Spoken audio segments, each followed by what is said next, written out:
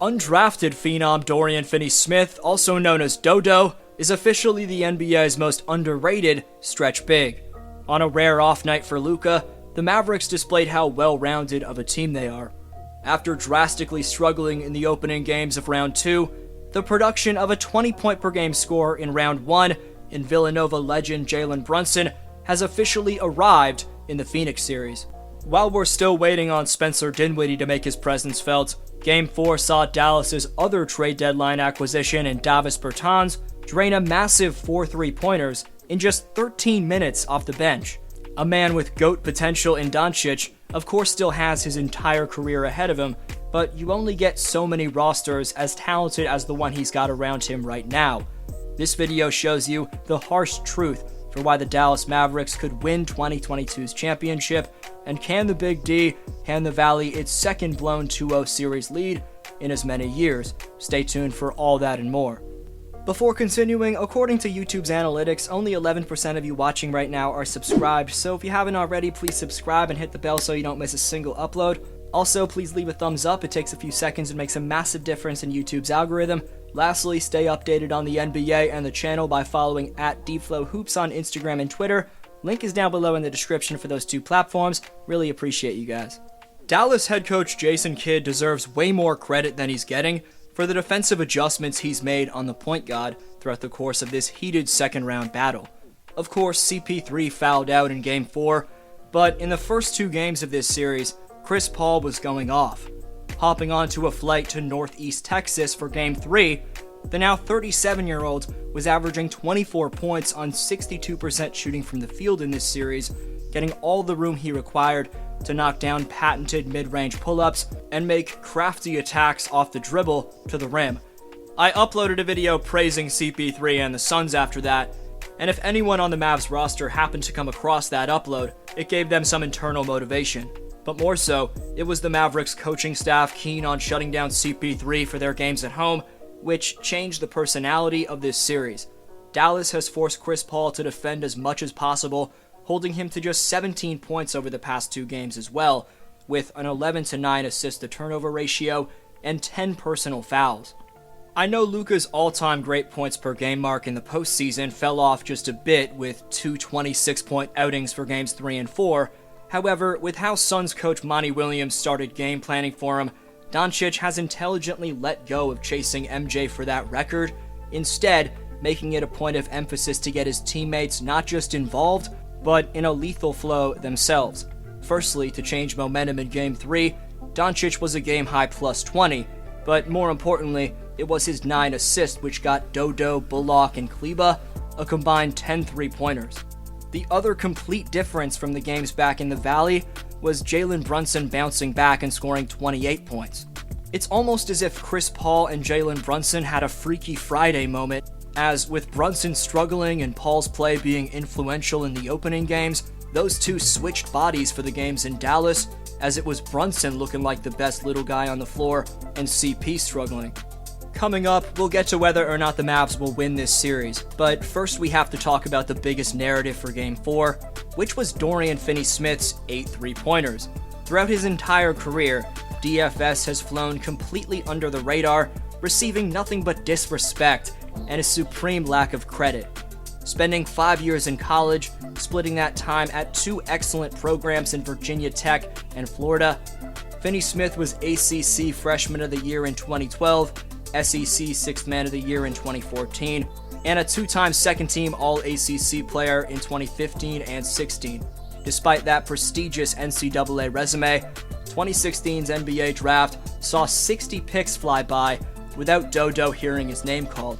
But that may have been the best thing that ever happened to the former Gator, as Dorian plays with a fierce edge to this day, in hopes of proving every GM in the NBA dead wrong. After being the main factor for why Dallas evened this series at 2, it's important Dorian continues to play with the same edge he's been competing with for his entire 6-year NBA career. So does all of that mean the Mavs are going to end up coming all the way back from being down 0-2 to eliminate the Phoenix Suns? Well, throughout league history, teams who suffer 2 losses on the road to begin a playoff series have a dreadful record of 31 and 408. Technically, that still gives Dallas a 7% chance to win this series. What makes it so tough, though, for a team to overcome this series deficit really comes down to the ever so important mental side of the game, because even when that team initially down 2-0 protects home court themselves and ties it up, oftentimes this makes them complacent and they'll drop the next 2 games.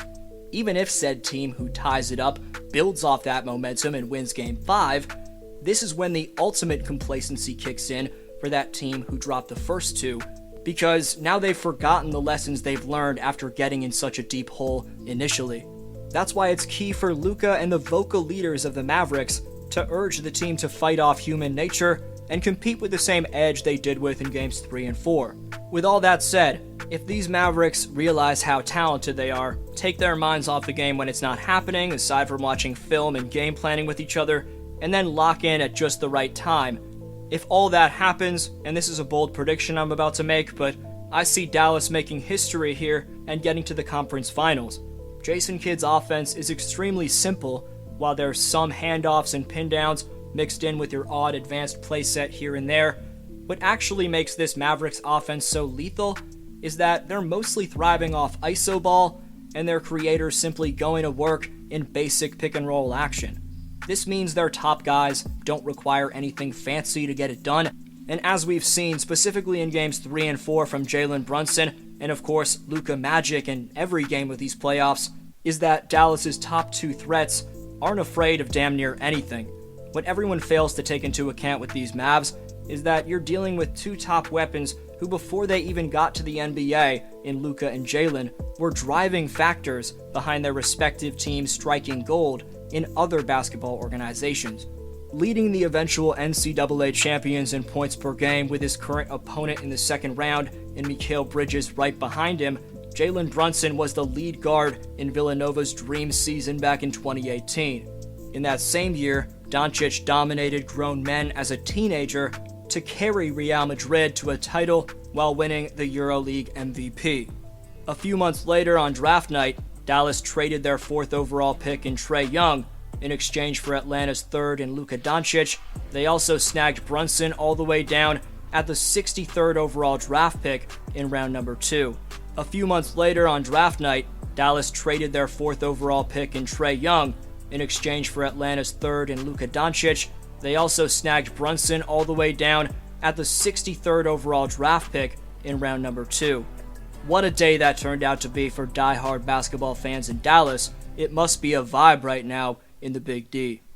If the Mavericks end up getting through Phoenix, beating the Warriors will of course be another level of difficulty.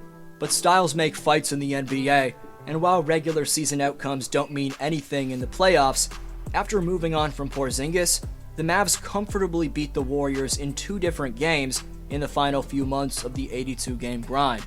2011's NBA champions rebuilt to the point where they've got a death squad of their own, surrounding the NBA's best young player in Luka Doncic, and could be ushering in a title-winning era that the city of Dallas, or even the state of Texas, has never come close to witnessing up to this point. While Golden State's looking to cap off its dynasty years, conversely, with potentially the greatest player ever in the making, Dallas will look to begin their dynasty. Regardless of what happens, I can't wait to see which organization succeeds at that. What are your predictions for the rest of Phoenix versus Dallas? Best answer down below in the comments gets next video shoutout. Top 5 commenters by June 21st receive free NBA merchandise of their choosing this summer. So leave your take on today's question to compete in Community Speaks. Today's Speaks winner is Paxta, who says Jordan Poole definitely deserves more attention. It's hard to think of many 22-year-olds who've stepped up their game to such an extent in the playoffs. Paxta then leaves Poole's statistical improvements from the